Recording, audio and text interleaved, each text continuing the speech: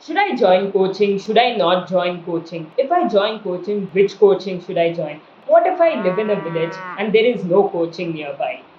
These are all questions that would have come into your head if you're a basketball player or you're a parent of a basketball player. Or I guess it applies to any sport. Namaskara Machas, welcome to School of Sauce, and today let's answer these questions for good. See Machas, you can become a very skilled player with a coach or without a coach. The best example I have for this is our very own Mahabharata. Arjuna has one of the best coaches, Dronacharya. He learns from him with full focus, full dedication, and he becomes a great archer. But there's also one more guy, Ekalavya.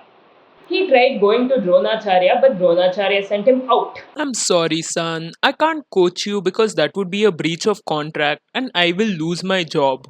So he makes a statue of Drona, he takes its blessings every day, and then practices, and he also becomes a great archer. Wow, who taught you to shoot like that? Sir, you only, sir. What? Bro, what are you talking about, man?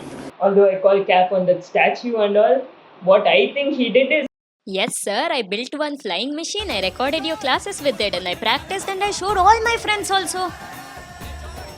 Oh my god, I'm so getting fired now. but either way, without a coach, he became a great archer. That is the point. Even if you look at the NBA, some players like Steph Curry, his dad was an NBA player, not so great as Steph, but he was also a good shooter. Then you have someone like Giannis, he used to sell sunglasses on the street. And then Embiid, he mostly learned his basics by just watching YouTube videos. And they only had a coach once they got to a certain level. And all of them are pretty damn good players, all of them are in the NBA, right? So, yeah, the point is a coach can motivate you, help you stay disciplined, and maybe help you learn these skills a little faster, but it's not absolutely necessary. And you have it much better than Ekalavya. You don't need to build a drone or a statue. You have YouTube, you have Google, you have ChatGPT. You can learn all the basic skills from there for absolutely free.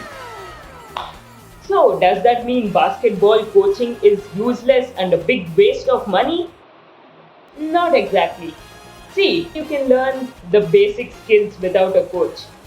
Now, yes, basics are a good foundation, but on top of the foundation, you have to build the building, right? That is where a coach can really help. But you have to choose wisely. Choose a coach who can do a lot more than teach you just basic skills. Choose a coach who can give you something YouTube can't give you. And my personal opinion, you should go to a coach only after you have your basics down. Might be a little biased because that's exactly what I did. The reason I'm saying this is because I am in India and over here a lot of coaches put you in a box when they're trying to teach the so called basics. They don't let you play around and experiment a lot. This is going to make the game extremely boring for you. You might lose your love for the game, and if that doesn't happen, it really limits how much you can learn. It's like you won't learn how to put your basics into a game without playing. That's why I'd say the best is, of course, learn everything you can from YouTube. Go to the park, try it out, experiment, and have some fun with it. And once you're at a point where you can do these basic skills in game, then you need a coach to take yourself to that next level. And this is even more true if you don't have a basketball coaching near your house. Like, why travel so far for something you can get on YouTube? The next thing is, once you choose a coach, you should make sure you trust this guy completely.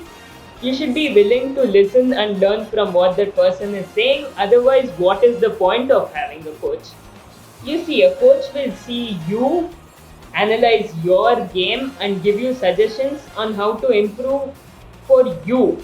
So, this might go against a few things you have seen on YouTube, which is more generalized. So, at least be willing to give it a try.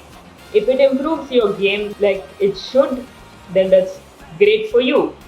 I'll give you an example from my experience itself. So I watched videos on how KD dribbles and how Iverson used to dribble and all that. They really like floating the ball, keeping it wide, and then doing those crossovers, right? I used to try playing like that because I really like their style. It's smooth, it looks effortless, and all that. But then when I went to the coach, the first thing they told is dribble lower and tighter. Why? Because I'm not as tall as KD. I'm a much shorter player, so dribbling low would be to my advantage, but dribbling high and floating the ball would be to KD's advantage. Different players, different ways to dribble. I know it can be very hard to trust a coach because about 80 to 90% of the coaches in this country don't deserve that kind of trust. They don't know what they're doing. Hey, but at least give it a chance, okay? Try their suggestions. If it improves your game, you know you've got a good coach. If multiple of their suggestions are doing nothing to improve your game, then run. You are wasting your money and time. And this is just about improving skills itself. Where a coach can really help you step up is when it comes to team play and strategy. Because when you go to a basketball coaching, you have many players. So a coach can teach you how to run plays or how to, defend as a team, how to communicate better and all that. Now, yes, you can watch some pro game breakdowns, learn some concepts, and then go try it in the park. But see, this is not as easy as trying out skills in the park because these other players might listen to you, might not listen to you. A lot of street ballers just want to play ISO, that's why they're street ballers, and that's why it is so much easier to improve your game sense, your strategy in a basketball coaching. Remember, for this, the coach better know some amount of strategy himself. Next, I think, is the biggest reason why most people go to a coaching, or to be specific, a basketball club. Because they want to play states, they want to play nationals. You can only do that by joining a basketball club, which is different from any random coaching. A basketball club is actually registered with the association. So, yeah, if you want to go down that path, you have to. There's no other option. Of course, if the coach over there can't be trusted, yeah, go implement some of the things he's saying, at least try. If it's not working, go back to doing what works for you. Don't fix what isn't broke. So when choosing a club, you want to select a club where people are about at your level. Otherwise, you will just end up on the bench and there is no point of joining that kind of a club. So go somewhere where you will actually get to play. You shouldn't also choose a club where the level of players is way too low. There you'll get to be the star, dominate and all, but you won't win much. So find a balance. You don't want the club to be too good, you don't want it to be too bad either. A bonus if your coach has connections so that you can go to the next level a little faster, easier, and you don't have to deal with all this politics that most of us basketball players need to deal with. And finally, look for the vibe and the community of that basketball coaching, okay? It's a big bonus if they're nice, if they're like great friends, family, if they're willing to help you beyond basketball. Like you can talk about your other problems at work, at school, work on the mental side of things. Yeah, that would be like the cherry on the cake. Now, talking about vibes, if the coach has a bad attitude, if he does too much politics within the team, or if he shows up to practice fully drunk or doesn't even show up to practices at all, or God forbid, he has a POXO case against him, run from there. Don't ever go to a coaching like that. No matter how many connections he has, no matter how much he can promise you to take you to the next level, it's not worth it.